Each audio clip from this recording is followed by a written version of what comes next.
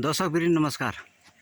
आज म भोजपुर जिल्ला अन्तर्गत दक्षिण भेगमा पर्ने हत्तगढी गाउँपालिका वार्ड नम्बर 7 अन्तर्गत यो भिडियो उत्थान गरिरहेको छु र यो भिडियो उत्थान गर्नुको मेन कारण भनेको सबैभन्दा यहाँको उत्पादन हरेक चिज हुन्छ।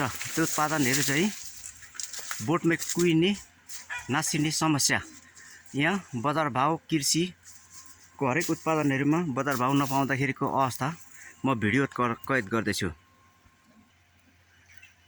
र यो जुनार हो र मौसम पनि यसले भन्छ र यो चाहिँ बाटो नहुँदाको अवस्थाको कारणले आज यो क्षेत्रमा जति पनि उत्पादन भएको चिजहरू बजारसम्म पुर्याउने माध्यम नहुँदा पुलको समस्याले गर्दाखेरि आज बोटमै यसरी कुहिने अवस्थाको छ।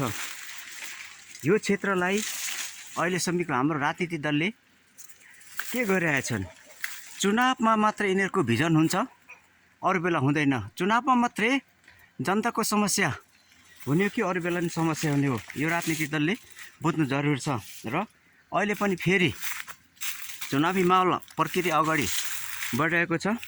फेरि पनि एजेन्डा बोकेर हामीलाई भ्रममा पार्ने खोजिरहेछ। त्यसो भएको कारणले अब जति पनि छ पुरानो दलहरूलाई प्रकाष्ठ गर्दै तिनीहरूलाई भोट नदिकन अब नयाँलाई भोट दिने एउटा जागरण हामीले अभियान एउटा चलाउँदै आइरहेको छौँ। त्यसो भएको कारणले आज यो मैले यो दृश्य कैद गरेको छु। राम्ररी हेर्नु होला दर्शकवृन्द, यो अवस्था छ। ल हेर्नुहोस्, अब तपाईँलाई भुइँमा मैले वास्तविक भिडियो यो तयार गर्नुको कारण भुइँमा हेर्नुहोस्। ल यसरी झरेर चराहरूले हरेक पशुपन्छी जीवले खाएर यहाँ भुइँमा झरेको सुन्तलाहरू हेर्नुहोस्। ल यो कसले खाने कसले लाने, यो वास्तविक यो समस्यालाई आज उजागर गर्दै तपाईँहरू माझ यो भिडियो म पोस्ट गर्दैछु र टिकटक मेरो फेसबुकमा सम्पूर्ण रहनुहुने पुरा सेयर गरिदिनु होला। अब पनि हामीले सही नेतृत्व छान्नु सक्यौँ भने अब पनि यो भोजपुर जिल्ला पुरै जङ्गलमा परिणत हुनेछ र जङ्गली जनावरको चरण बन्नेछ। ल हेर्नुहोस्, यो इस्कुस धरानमा कतिसम्म बिक्री हुन्छ। यो इस्कुस हेर्नुहोस्, घुरेनमा आउनुहुन्छ, के छैन यहाँ, के हुँदैन। ल हेर्नुहोस्, ल यो सबै बिक्री नहुने चिज भने कुनै पनि यो ठाउँमा हुँदैन। हेर्नुहोस्, सबै चिज हुन्छ यहाँ, यो ठाउँमा सबै हुन्छ नि। ल हेर्नुहोस्, निब्बु हेर्नुहोस्, यो निब्बुलाई पनि तपाईँहरूले म यो भिडियो कैद गर्दैछु। ल हेर्नुहोस्, यो सबै कुहिएर जाने हो। यो ठाउँको जति पनि उत्पादनलाई एउटा सही तरिकाले बजार व्यवस्थाकरण नहुँदाखेरि आज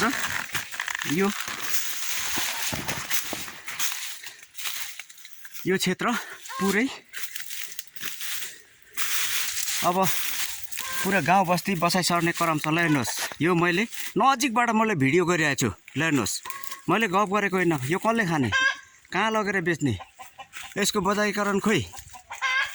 यो चुनावमा जितेर जाने मेरो यो संसद मन्त्री खानेलाई मेरो प्रश्न आज, भोजपुरे जनताको समस्या 95% भोजपुरे जनताको समस्यालाई चाहिँ एउटा ओझेलमा पार्दै उनीहरूको 5% समस्यालाई चाहिँ उनीहरूको 5% आफ्नो मान्छेको समस्यालाई चाहिँ समाधान गर्ने राजनीतिक भोजपुर जिल्लाको लागि सधैँको लागि बन्द गर्ने आह्वान गर्दै आज यो भिडियो मैले तयार गरेको छु। त्यसो भएको कारणले अब हामी एकजुट हुने जरुरी छ र अब यो पुरानो दललाई कुनै पनि दल, नेपाली कङ्ग्रेस, नेकपा एमाले र नेपाल कम्युनिस्ट पार्टी र रासपा जस्ता पार्टीहरूलाई हामीले कहिले पनि भोट नदिउँ भन्ने अनुरोध गर्दै आजको दिनमा म बिदा हुन चाहन्छु।